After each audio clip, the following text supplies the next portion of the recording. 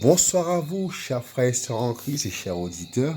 Ici Lionel pour un nouveau message concernant la parole de notre Dieu, la parole de notre Seigneur, celui qui s'est sacrifié pour nous, qui s'est livré littéralement pour nous sauver, pour nous libérer de l'emprise du péché, du pouvoir du péché et du pouvoir du diable sur nos vies.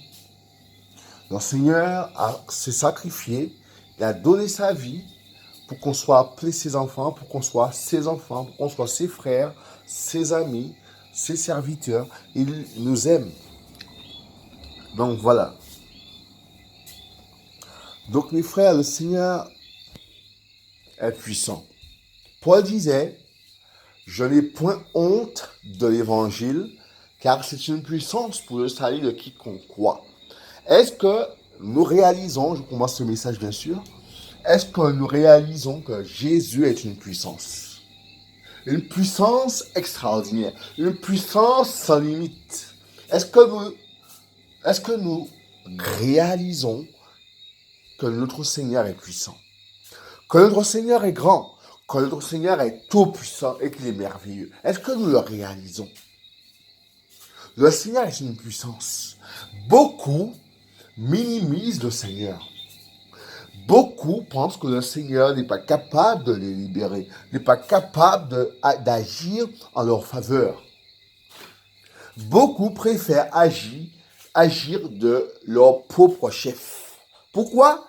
Parce qu'ils pensent que le Seigneur n'est pas suffisant pour pouvoir les libérer, pour pouvoir subvenir à leurs besoins, pour pouvoir être leur secours en cas de difficulté, en cas de pépin, comme on dit en métropole, en cas de pépin. Donc, mes frères, nous limitons le Seigneur me dit d'enseigner ce soir. Nous le limitons. Il est suffisamment puissant pour agir. Suffisamment puissant pour agir. Le Seigneur me dit, il ne nous laissera jamais tomber. Jamais. Jamais. Si du moins on compte sur lui, il ne nous laissera jamais tomber. Jamais. L'homme, la femme, les enfants, la famille peut nous laisser tomber, la famille peut nous abandonner, notre père, notre mère peut nous abandonner, mais Jésus de Nazareth est un ami fidèle. Un ami fidèle. Jamais il me dit qu'il nous laissera tomber. Jamais. Jamais. Même dans les pires moments, il sera là. Il sera là pour nous relever. Il sera là pour nous fortifier, pour nous encourager, pour nous aider à aller plus loin. Beaucoup, lorsqu'ils sont dans l'épreuve, pensent que le Seigneur, beaucoup d'entre nous, je m'inclus aussi, beaucoup d'entre nous, lorsque nous sommes dans l'épreuve, nous pensons que le Seigneur ne peut rien faire.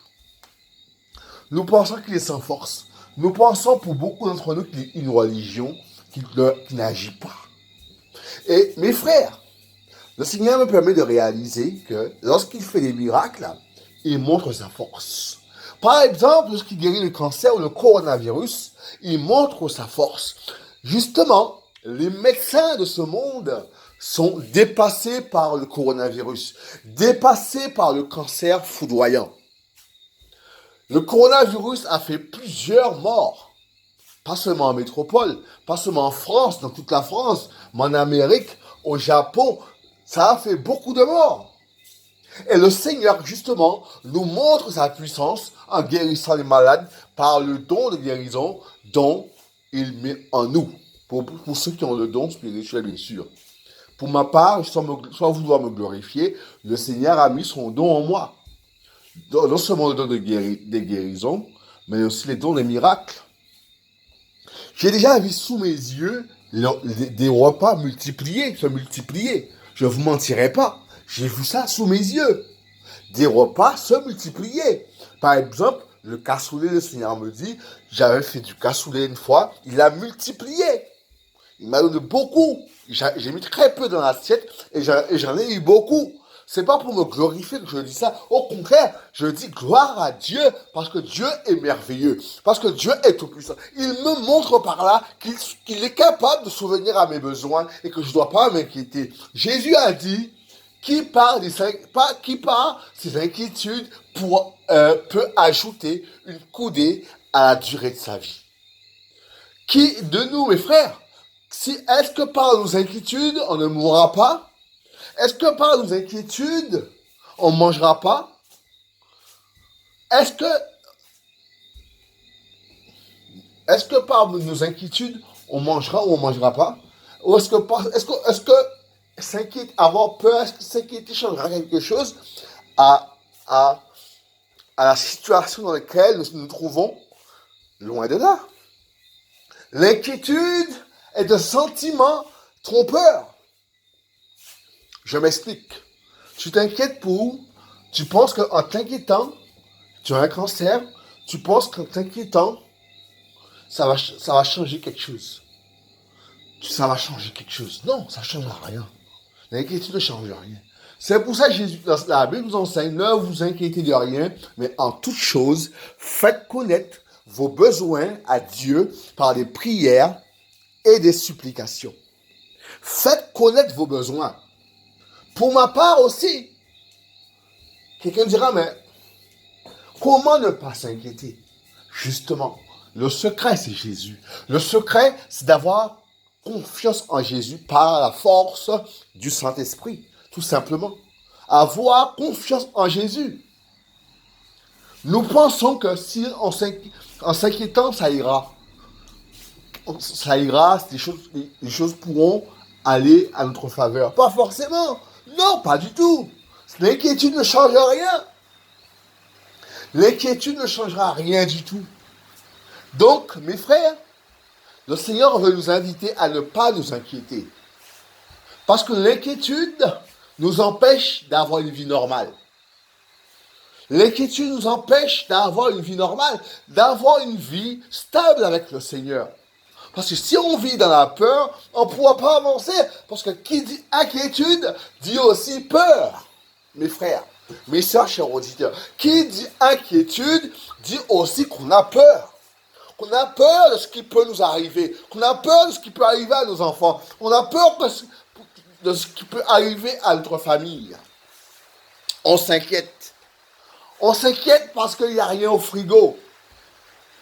Pensons-nous pas que le Seigneur est capable de nous nourrir? Il a dit de ne pas s'inquiéter pour la nourriture, ni pour les vêtements, de ne pas s'inquiéter. Ne vous inquiétez de rien. Il nous enseigne de ne pas nous inquiéter. De ne pas nous inquiéter pour les vêtements, ni pour la nourriture. Et justement, le problème, c'est qu'on s'inquiète. On est mal affermi. On est mal affermi, pas suffisamment enseigné, pas suffisamment fort. Pas suffisamment fort. On pense qu'en s'inquiétant, ça ira. On va avoir quelque chose dans l'assiette. Non, non, non, non. Mes frères, le Seigneur peut souvenir à nos besoins. Il peut souvenir à nos besoins. Et pour cela, on doit lui faire confiance. On ne doit pas s'inquiéter. On doit s'attendre à lui. Souvenez-vous de ce verset dans Actes des Apôtres. Ce boiteux, cet infirme qui était à la porte de l'église et qui demandait l'aumône. Les disciples vont le voir. Les disciples vont passer près de lui. Et l'infirme va demander l'aumône. C'est-à-dire de l'argent. C'est-à-dire demander de l'argent pour qu'il vive. Et Pierre lui dira, les disciples lui diront, c'est Pierre notamment qui lui dira, si je me rappelle bien le verset, je n'ai ni or ni argent à te donner. Donc écoutez bien le message. Écoutez attentivement le message. Mes frères, la Bible nous enseigne que l'infirme s'attendait à recevoir quelque chose des disciples. Il s'attendait. Et le disciple ou les disciples ont dit, c'est Pierre qui a parlé, bien sûr, c'est Pierre qui a parlé, il a dit, je n'ai ni or, ni argent à te donner, ce que j'ai, je te le donne au nom de Jésus. Et là, le Seigneur m'a illuminé l'esprit en vous disant cela, il m'a illuminé mon esprit en me faisant comprendre qu'il est capable de souvenir à mes besoins, mais pas seulement à mes besoins, mais aussi à vos besoins. On ne doit pas s'inquiéter. Le Seigneur travaille pour nous. Il travaille pour notre sécurité. Il travaille pour notre santé. Il travaille pour nos enfants. Imaginez-vous ce matin, il était quelle heure? 4 heures du matin, 3 heures du matin, si je me rappelle bien, ce matin ou hier. Je me suis réveillé avec une grosse douleur au ventre. Et je pensais que j'allais mourir. Je vous assure. Je me suis pas inquiété, mais j'ai eu très mal. J'ai senti que la mort allait me prendre. Je me suis pas inquiété. Quelque part, je me suis attendu au Seigneur. C'est un témoignage que je vous donne. J'ai senti que mon ventre me faisait très mal, que j'allais mourir. J'ai senti ça. Ça a duré un bon moment. Et là, je me suis pas inquiété. Je me suis assis sur le fauteuil et j'ai attendu que le Seigneur agisse. J'ai attendu qu'il agisse. J'ai attendu. Et vous savez quoi? Comme il m'a donné la double portion de l'onction, comme il m'a donné la double portion de l'onction, il a guéri mon ventre. Et j'ai pu reprendre le cours de mes occupations, le cours de la journée. Mais sincèrement, j'ai senti que j'allais mourir. Je ne sais pas qu'est-ce qui s'est passé réellement dans la soirée où j'étais couché, je dormais, je me suis réveillé, je me suis lavé les dents et j'ai senti une douleur. Horrible. Horrible, une douleur qui mène à la mort. Et le Seigneur a eu compassion de moi. Il a eu pitié de moi. Il a eu compassion. Il m'a secouru. Alors que j'étais en proie à la souffrance, en proie à une douleur au ventre, il est venu, il m'a secouru. Et je tiens à le remercier. Je tiens à le remercier parce que sinon, je serais à l'hôpital. Sincèrement, mort ou à l'hôpital. Il m'a secouru. Et cela me montre que dans les pires moments, le Seigneur est là. Il est là. Il est là. Il est là. Je ne me suis pas inquiété. Je me suis attendu à lui, quelque part. Il m'apprend à lui faire confiance. Et je le réalise. Il me permet de le réaliser. Il m'apprend à lui faire confiance. À m'attendre à lui. Et non à m'attendre à lui. À dépendre de lui. C'est ce qu'il m'apprend. Il m'apprend à dépendre de lui. Et c'est ce que le Seigneur veut pour toi, mon frère, ma soeur. Le Seigneur veut que tu apprennes, qu'on apprenne à lui faire confiance. Qu'on apprenne à l'attendre. À attendre son secours. Même si la tête est vide, même si on se dit qu'il n'y a rien pour la journée, il veut nous donner la méthode à employer pour nous secourir. On pense que si on s'inquiète, ça ira. Regardez en métropole, par exemple. Regardez les sans-abri. Vous ne pensez pas qu'ils s'inquiètent? Et pourtant, ils s'inquiètent. C'est pas pour cela que les gens leur donnent à manger, forcément. Je ne dis pas ça méchamment, dans le but de le faire du mal. Mais c'est un exemple que je prends. Et c'est pour ça, mes frères, je nous invite, si dans la mesure du possible, je nous invite à leur donner à manger. À leur donner pas forcément de l'argent, mais à manger, selon nos moyens. Mes frères,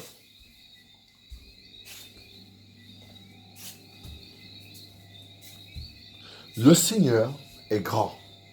Donc réalisons sa puissance. Réalisons comment il agit en notre faveur. Comment il prend soin de nous. Comment il prend soin de nos enfants. Ton travail, par exemple, mon frère, tu penses que tu l'as eu parce que tu as un diplôme. Mais c'est le Seigneur qui ouvre les portes et qui ferme les portes. C'est lui qui ouvre les portes et qui les ferme. Parce qu'il y a des gens qui ont des diplômes et qui ne travaillent pas. Qui ont bac plus combien? Bac plus 5, bac plus 6, bac plus 7. Et qui ne travaillent pas, qui ne trouvent pas de travail. Qui sont obligés de faire des petits boulots comme travailler au McDo, au KFC. Et gagner un salaire de 1000 euros. C'est pas, je les méprise pas. Ils font ce qu'ils peuvent. Ce qu'ils peuvent. Ils font ce qu'ils peuvent. Parce qu'ils ont certainement une famille à nourrir. Une fille, un petit garçon à nourrir. Une femme à nourrir dans la maison. Là où ils habitent. Certainement, mes frères, mes sœurs, auditeurs, chers auditeurs, vous êtes dans la même situation. Vous avez un bac plus 10, un bac plus 5, et pourtant, il n'y a pas d'emploi pour vous. Vous êtes obligé d'employer des petits boulots. Vous êtes obligé de demander le RSA, de demander de compter sur les associations. Et en métropole, je me rappelle, j'ai pas honte, en métropole, je me rappelle, j'étais en difficulté, j'étais à la Croix-Rouge. Ils me donnaient à manger. Je n'ai pas honte. Au contraire, le Seigneur m'a permis de voir, de comprendre la souffrance de ceux qui ont faim. Il m'a permis de comprendre, c'est un apprentissage, on a un apprentissage avec le Seigneur, on apprend. On apprend. Il ne faut pas avoir peur de se rabaisser. Justement, c'est ce que le Seigneur veut. Le Seigneur veut qu'on se rabaisse. Humiliez-vous devant Dieu et il vous élèvera autant convenable. Donc, mes frères, c'est Pierre qui le dit. On pense que rien peut nous atteindre. Mais mes frères, même si on est dans le Seigneur peut permettre qu'on nous frappe, qu'on nous blesse ou encore qu'on nous tue. Il peut le permettre. Il faut qu'on comprenne. Parce qu'il y a beaucoup de disciples qui ont perdu leur vie. Donc, ne croyez pas qu'en devenant chrétien, que vous êtes à l'abri de tout. Que vous ne pouvez pas mourir, qu'on ne peut pas vous taper, qu'on ne peut pas vous voler, qu'on ne peut pas vous violer.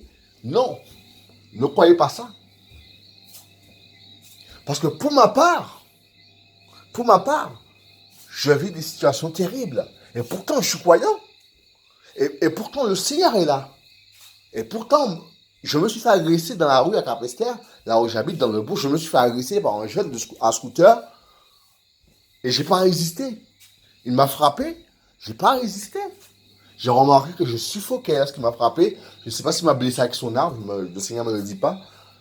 Mais je suffoquais. Je sentais que je respirais mal. Je ne sais pas s'il m'a donné un coup de couteau à la gorge. Mais je sentais que je respirais mal. C'est pour vous dire que, mes frères, le Seigneur est là, mais on peut mourir s'il le permet.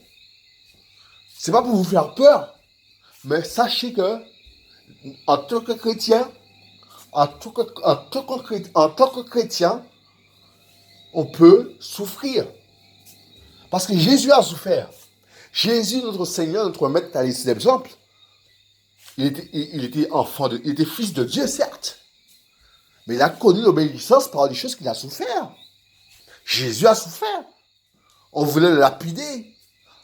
On l'a fouetté. On l'a crucifié pour nous. Il s'est fait crucifier pour nous, du moins. Donc, mes frères, comprenons. Le Maître a souffert et pourtant il était fils de Dieu. Fils unique de Dieu. Et il a souffert pour nous. À plus forte raison, nous. Il disait aux disciples, et nous enseigne aujourd'hui, que la manière qu'ils ont traité les prophètes, s'ils ont maltraité les prophètes, on nous maltraitera aussi. Les anciens prophètes de la loi, ils les ont maltraités. Ils les ont maltraités, les prophètes sont morts. Et pourtant, ils croyaient en Dieu. Il faut qu'on vous dise la vérité. Il faut que quelqu'un vous dise, c'est pas parce que vous êtes en Jésus que vous êtes inatteignable. Certes, si vous mourrez en Jésus, vous irez au paradis. C'est bien si vous mourrez en Jésus. Si vous avez fait une réelle conversion, vous irez aux cieux. Directement aux cieux. Si vous avez tout confessé, si vous avez tout confessé, nous irons directement aux cieux. Si on meurt. Donc, mes frères, ne croyons pas que nous sommes à l'abri d'un coup de fusil, d'un coup de couteau, d'un coup de poing. Ne croyez pas que nous sommes à l'abri d'une infidélité de la part de notre femme ou de la part de le mari d'une femme. Ne croyons pas ça. On nous fait quoi? On nous fait quoi en étant au Seigneur, on est à l'abri de tout. Le Seigneur nous protège, c'est vrai. Il nous guérit si on est malade. Il nous soigne. Mais ce n'est pas pour cela qu'on ne peut pas souffrir. Puis, Paul a souffert. Paul a été lapidé. Paul a été fouetté publiquement, tout nu. Il a été fouetté publiquement et tout nu. Et pourtant, il était un grand apôtre. Un grand apôtre. Le Saint-Esprit a beaucoup travaillé avec lui. Et pourtant, il a connu des souffrances terribles. Vous croyez que en le frappant tout nu, ça n'a pas humilié? Ça l'a humilié, bien sûr. Paul est un homme de la même nature que nous. Ça l'a humilié. On l'a mis tout nu devant tout le monde, on l'a fouetté parce qu'il a chassé un démon. Et les gens n'ont pas appris ça. Ils l'ont fouetté à cause du fait qu'il a chassé un démon. On l'a mis tout nu. Ça l'a humilié. Non seulement on l'a mis tout nu, mais en plus on l'a même envoyé en prison pour avoir chassé un démon. On l'a même envoyé en prison. Donc comprenons que même si nous sommes chrétiens, injustement, on peut être emprisonné aussi. Paul a été emprisonné alors qu'il n'avait rien fait. Il n'avait rien fait, il a juste chassé un démon. Il n'avait rien fait de mal. On l'a mis en prison pour ça. Donc nous croyons, parce que nous sommes chrétiens, on ne peut pas aller en prison. On peut aussi aller en prison. On peut aller en prison injustement. Je vous assure, on peut aller en prison injustement. On peut passer 20 ans en prison, 30 ans en prison injustement. Le Seigneur peut le permettre. Souvenez-vous de Joseph. Joseph, fils de Jacob. Joseph a été en prison parce que ses frères l'ont vendu comme esclave. On l'a même accusé de viol et il a été en prison. Donc comprenez que le Seigneur nous prépare, le Seigneur nous enseigne, le Seigneur nous prépare parce qu'on peut aller en prison. Il faut le comprendre. On peut être emprisonné injustement. On peut nous accuser de viol sur enfant, de vol de voiture, d'avoir brûlé une maison. On peut nous accuser de tout et on nous envoie en prison. Alléluia. On nous envoie en prison pour ça.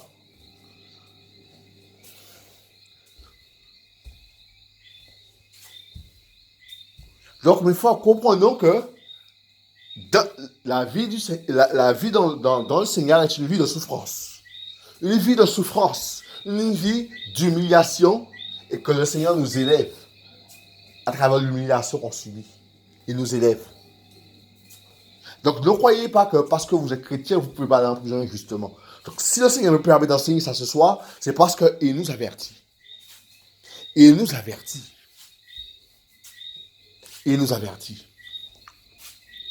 que ça peut nous arriver, qu'on doit se préparer, qu'on peut nous persécuter.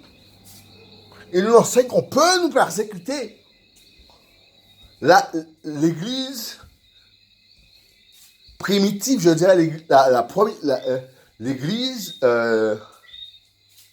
du Seigneur, l'Acte des Apôtres, a connu une persécution terrible.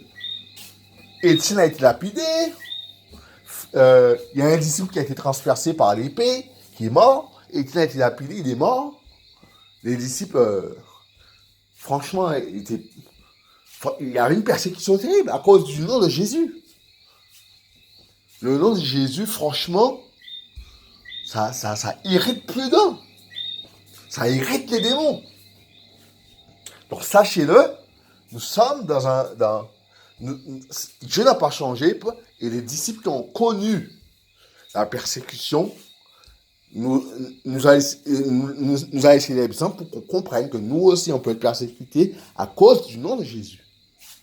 Qu'on peut être tué à cause du nom de Jésus. Donc sachez que le choix de marcher avec Jésus est un choix de vie ou de mort.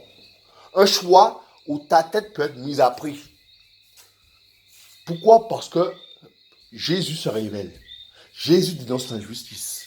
Jésus annonce la vie éternelle aux nations. Annonce qu'il est mort et qu'il est ressuscité et qu'il donne la vie éternelle. Alléluia. Il faut le savoir. Jésus annonce la bonne nouvelle, qu'il est fils unique de Dieu et qu'il a donné sa vie pour nous, pour les pécheurs et pour les libérer. Donc comprenons que nous ne sommes pas à l'abri. Et Jésus a dit, celui qui cherchera à sauver sa vie, il la perdra. Il la perdra. Celui qui cherchera à sauver sa vie, il la perdra. Donc ça veut dire que tu dois accepter de mourir. Tu ne dois pas fuir la mort. Tu dois accepter de mourir en tant que chrétien.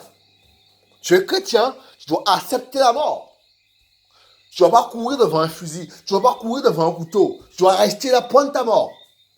Parce que si tu cherches à sauver ta vie, tu la perdras, tu vas en enfer. Il faut accepter la mort. Tu es un martyr en tant que chrétien. Tu dois accepter la mort. Tu ne dois pas fuir, tu ne dois pas courir. Mais il se peut aussi que le Seigneur permet que tu cours. Mais si tu dois rester là, il faut rester là. Parce que regarde, Jésus, par exemple, on voulait le lapider, il a fui. Il a fui. Et lorsque l'heure de sa mort est arrivée, il est resté là. Prendre sa mort. Il n'a pas fui la mort. Il est resté là. Il est resté là à attendre les soldats qui viennent le chercher. Il est resté. Il a attendu. Et ils l'ont pris, ils l'ont fouetté, ils l'ont mis une couronne d'épines, ils l'ont percé les mains, ils l'ont percé les pieds, il est resté là. Il criait de douleur, mais il est resté là pour nous montrer l'exemple. En tant que chrétien, tu ne dois pas chercher à sauver ta vie. Parce que Jésus a dit, celui qui cherchera à sauver sa vie, la perdra. Tu perdras ta vie si tu cherches à la sauver. Mais celui qui la perdra à cause de moi, la retrouvera. C'est ce qu'il a dit. C'est ce que Jésus a enseigné. C'est ce que le Maître a enseigné. Celui qui cherchera à sauver sa vie, la perdra. Mais celui qui la perdra à cause de lui, à cause de Jésus, la retrouvera. Pourquoi? Parce que Jésus a le pouvoir de résurrection. Jésus peut te ressusciter si tu meurs. Jésus t'accorde sa protection en tant que croyant. Il nous accorde sa protection. Il nous accorde sa vie. Il nous accorde son amour. Mais il faut savoir une chose, c'est qu'on peut mourir. Il faut le savoir, on peut mourir. On peut mourir. On peut mourir à cause de son nom. On peut nous mettre en prison à cause de son nom.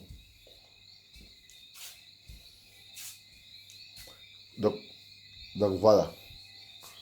Donc nous sommes avertis. Nous sommes avertis de ce qui peut nous arriver. Je ne suis pas mieux que vous. C'est l'enseignement du Saint-Esprit. Ce n'est pas mon enseignement à moi. Ce que j'enseigne, c'est le Saint-Esprit qui me le donne comme enseignement. Pour nous avertir. Je n'enseigne pas seulement pour les autres, mais aussi pour le Saint-Esprit me permet d'enseigner aussi pour moi. Je ne suis pas exclu de cet enseignement. Donc on peut mourir, mes frères. Sachons-le. Sachons, le Seigneur veut qu'on le réalise. Il nous protège. J'ai remarqué qu'il me protège aussi. Une fois, un démon a failli me frapper avec une épée, et j'ai vu ce démon. J'ai vu un démon couché, j'ai vu un ange. J'ai vu un ange couché par terre, ses ailes grandes ouvertes.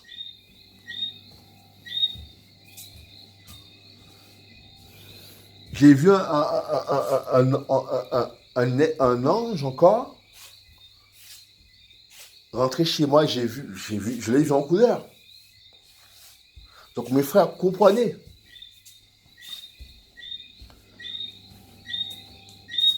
On n'est pas à l'abri.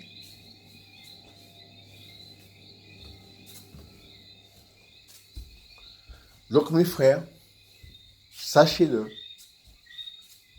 La Bible nous enseigne que le malheur atteint souvent le juste, mais l'Éternel en délivre toujours. Joseph était un homme juste. Joseph, fils de Jacob, c'était un homme juste. Un jeune homme juste. Il a été vendu par ses frères parce qu'ils étaient jaloux de lui. Jaloux parce qu'il faisait des rêves prémonitoires. Dieu lui avait donné une capacité de faire des rêves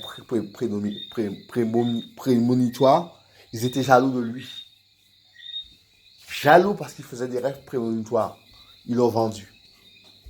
Jaloux parce que son papa, Jacob, lui a donné un vêtement de plusieurs couleurs. Bon, jaloux parce que Joseph était destiné au plan de Dieu. Ils étaient jaloux parce que Jacob le préférait. jaloux. Parce que Dieu a choisi Joseph. Et c'est ce qui peut nous arriver aussi. On peut être vendu parce que nos frères sont jaloux de nous. Nos frères, nos soeurs sont jaloux. Parce que Dieu nous a donné par exemple des dons spirituels. Parce que le Seigneur opère des miracles, des guérisons avec nous. Nos frères, nos soeurs peuvent être jaloux. Parce que le Seigneur nous enseigne bien par nous. Nos frères, nos soeurs peuvent être jaloux. Paul a enseigné. Paul a dit, j'ai été trahi par des faux frères. Donc Paul a connu aussi la jalousie des faux frères. Trahi. Pour être trahi par quelqu'un, il faut qu'il soit jaloux.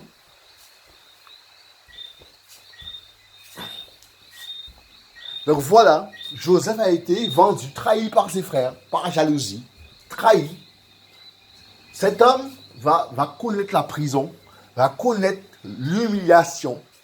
Parce qu'aller en prison, c'est être humilié aussi, il faut le savoir. Aller en prison, c'est être humilié. C'est être rabaissé. Et alors que tu n'as rien fait, tu te demandes, mais tu te dis, mais qu'est-ce qui se passe? Tu n'as rien fait, tu vas en prison. Et justement,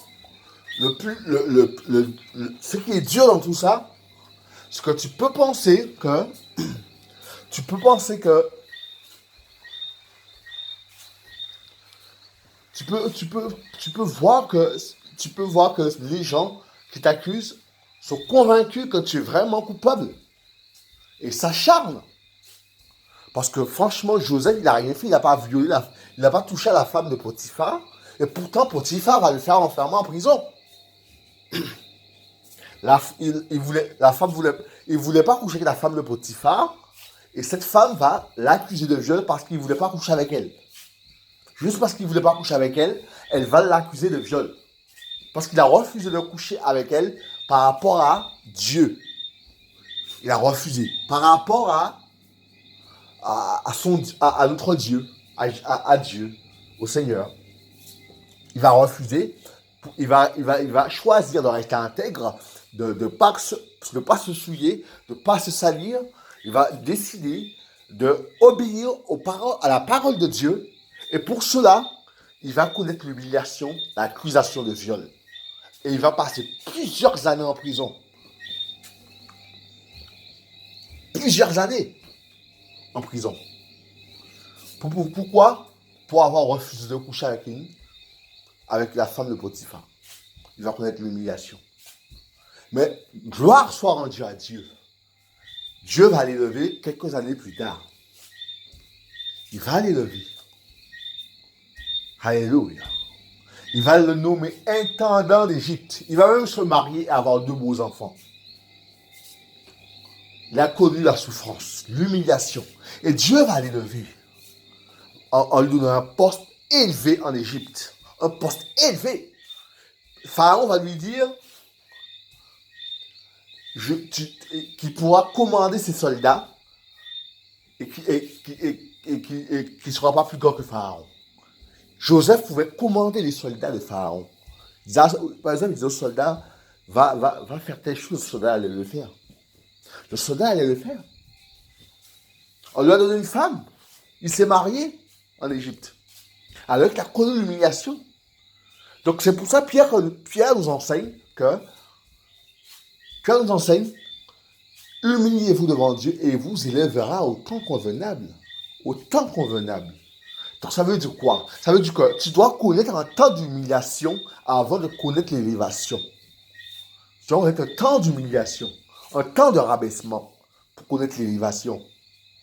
Tu dois connaître ce temps, un temps de souffrance, un temps de souffrance, de dureté. Tu dois connaître ça avant d'être élevé par le Seigneur.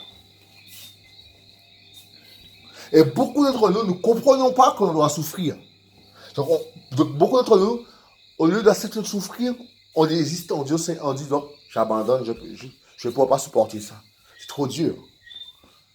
C'est trop dur, je ne pourrai pas supporter cette souffrance. Je préfère désister. Je préfère arrêter et vivre ma vie comme bon me semble. Voilà pourquoi le Seigneur parle des différentes terres. Terre pierreuse, terre épineuse, la bonne terre.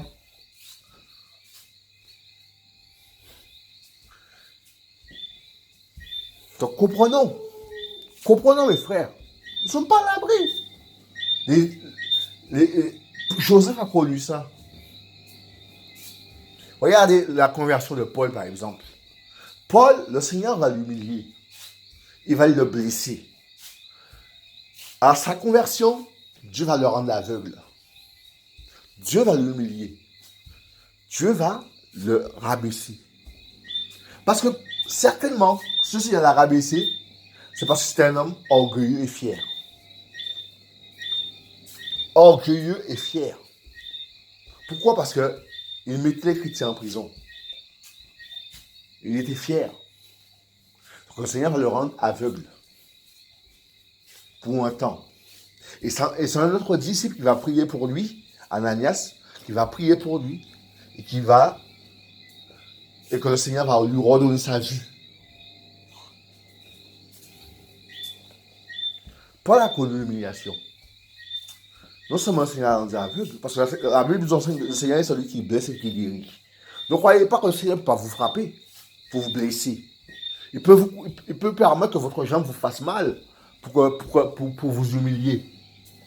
Donc comprenons ce que je veux dire par là, par le Saint-Esprit, bien sûr. Gloire à Dieu seul. Dieu peut nous blesser. Paul avait une écharpe aussi. Le Seigneur a permis qu'il ait une écharpe. Un démon qui le frappait. Pour l'humilier, pour qu'il ne s'enorgueille pas. Pour qu'il ne s'enorgueille pas. Le Seigneur lui a donné une écharpe. Pour qu'il reste dans l'humilité. Donc comprenons, mes frères, ensemble, que nous pouvons connaître l'humiliation. Le Seigneur peut nous donner une écharpe et on sent des coups. Donc beaucoup d'entre nous méconnaissons Dieu. On le méconnaît. On pense le connaître, mais on ne le connaît pas. On apprend à le connaître.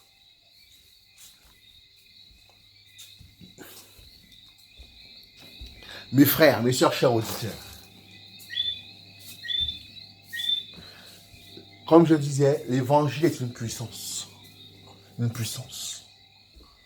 Paul était en prison avec Silas, un frère qui est au Seigneur avec lui.